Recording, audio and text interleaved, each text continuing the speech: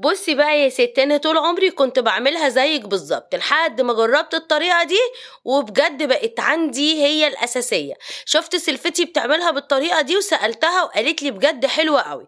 قُلت لها خلاص ماشي أنا هاعملها وكمان هاصوّرها. يالّا نصلّي على النبي في الكومنتات ونعمل لايك وشير ومتابعة.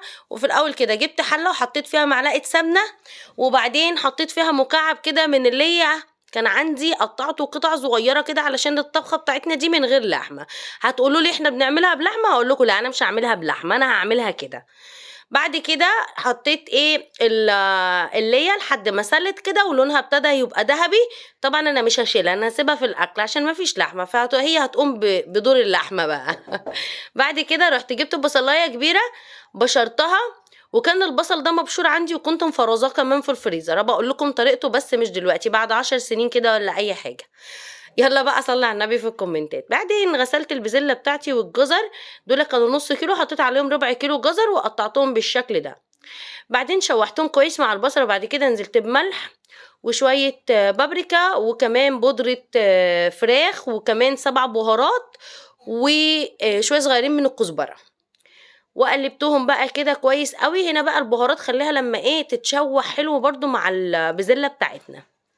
هاعملها لكم بطريقة حلوة أوي وسهلة، وكمان هاحط لكم تطبيق حلو أوي في الكومنتات هتحمّلوا منه كل الوصفات بتاعة رمضان، حلويات وأكلات كل حاجة وصوصات كل حاجة ممكن تتخيليها في الكومنتات تحت. أول مرّة بتحمّليه بنت وبعد كده بيبقى موجود عندِك بيشتغل من دون نت. قلّبت بقى البسلة بتاعتي ونزلت بربع كوباية من المَيّة لحد ما البسلة طبعًا تستوي كده وتخش في التسوية زي ما أنتِ شايفة. أول بقى ما تخش في التسوية هاقوم على طول جايبة لتر من الطماطم. الطماطم دي برضه أنا كنت مفرّزاها معاكم قبل كده. أنا مش حارماكم من حاجة، بُصّوا طماطم مفرّزة، فراولة كل حاجة، بس أنتم تفاعلوا بقى، تفاعلوا مع الفيديوهات حتى لو بنقطة. قلّبت بقى كده وهاسيبها. وطبعًا أول ما ننزل بالطماطم ننزل بحبّة سُكّر صغيّرين عشان تعادل معانا الحموضة، ما تخلّيهاش كده بتعمل لنا حموّة على الصدر.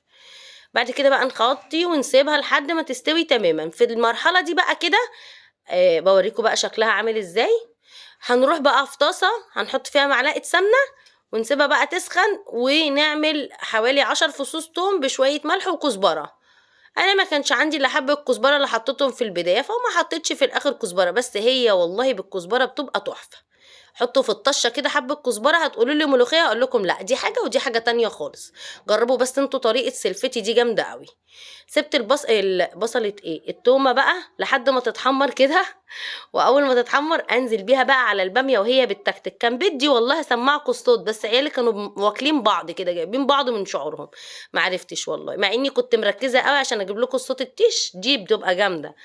بس كده وبكده خلّصت الوصفة بتاعتي. هاحط لكم التطبيق في الكومنتات، ما تنسوش تحمّلوه عندكم هينفعكم جدًا، وما تنسوش تعملوا share ولايك.